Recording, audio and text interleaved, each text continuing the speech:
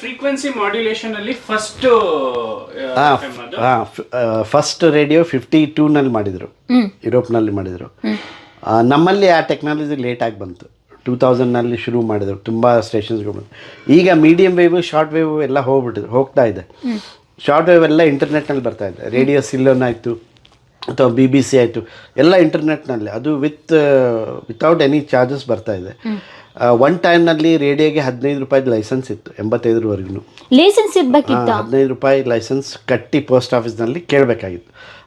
ಅದು ಲೈಸೆನ್ಸ್ ಇಲ್ಲ ಅಂದರೆ 40ರಲ್ಲಿ ನಿಮ್ಮನ್ನು ಅರೆಸ್ಟ್ ಮಾಡ್ತಾಯಿದ್ರು ರೇಡಿಯೋ ಕೇಳಿದ್ದಕ್ಕೆ.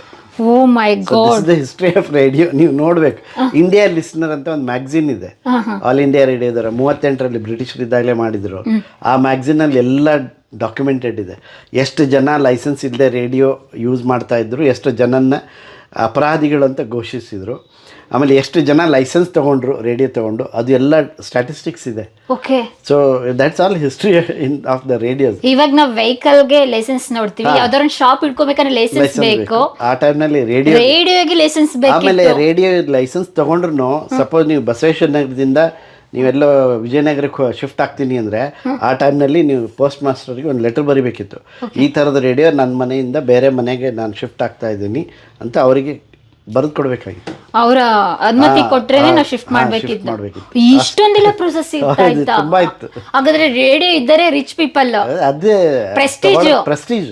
ಮತ್ತೆ ನಾವು ಕೇಳಿದೀವಿ ಸರ್, ಮದ್ವೆಗೆ ಏನ್ ಕೊಟ್ರು ಅಳಿಯಂಗೆ ಅಂದ್ರೆ ರೇಡಿಯೋ ಗಿಫ್ಟ್ ಕೊಟ್ರು, ಸೈಕಲ್ ಕೊಟ್ರು. ಅವಾಗಿತ್ತು ಅದು ಒಂದು ಟೈಮ್ನಲ್ಲಿ. ಅಷ್ಟು ಕ್ರೇಜ್ ಕ್ರಿಯೇಟ್ ಮಾಡಿತ್ತು ರೇಡಿಯೋ. ಅಲ್ಲ, ಅದಂದ್ರೆ it was only window to the world ಅಲ್ಲ ಆ ಟೈಮ್ನಲ್ಲಿ. ಬರೀ ಇದೇನಂದರೆ ಇಮ್ಯಾಜಿನೇಷನ್ ಕ್ರಿಯೇಟ್ ಮಾಡುತ್ತೆ. ಈಗ ನೀವು ಹನುಮಂತ ಸಮುದ್ರ ದಾಟಿದಂದರೆ ಬರೀ ಈಗ ರೇಡಿಯೋದಲ್ಲಿ ಕೇಳಿದರೆ ನಿಮ್ದು ಇಮ್ಯಾಜಿನೇಷನ್ ಬೇರೆ, ನಂದು ಬೇರೆ ಇರುತ್ತೆ. ನಾನು ಬೇರೆ ಥರ ಊಹಿಸ್ಕೋತೀನಿ, ಹನುಮಂತ ಹಿಂಗೆ ಹೋದ ಹಿಂಗೆ ಅಂತ. ಟಿ ವಿ ಬಂದಮೇಲೆ ಅವ್ರು ತೋರಿಸೋದು ನಮ್ಮದು ನಿಮ್ದು ಇಮ್ಯಾಜಿನೇಷನ್ ಒಂದೇ ಆಗಿಬಿಡುತ್ತೆ ಅಲ್ವಾ? ಅವ್ರು ಏನು ತೋರಿಸ್ತಾರೆ ಅದನ್ನೇ ಅನ್ಕೊಂಡ್ಬಿಡ್ತೀವಿ ನಾವು. ನಿಮ್ದು ಇಮ್ಯಾಜಿನೇಷನ್ ಕೆಪಾಸಿಟಿನ ಸತ್ತೋಗಿದೆ. ಹಾಗಾಗಿದೆ ಈಗ. ಸೊ ರೇಡಿಯೋಗೆ ಆ ಥರದ್ದೊಂದು ಮಹತ್ವ ಇತ್ತು. ನೀವು ಏನೋ ಒಂದು ಕೇಳಿದ್ರು ನೀವೇ ಊಹಿಸ್ಕೋತಿದ್ರಿ, ನಾನು ನಂದೇ ಊಹಿಸ್ಕೋತಿದ್ದೆ. So it was very different world.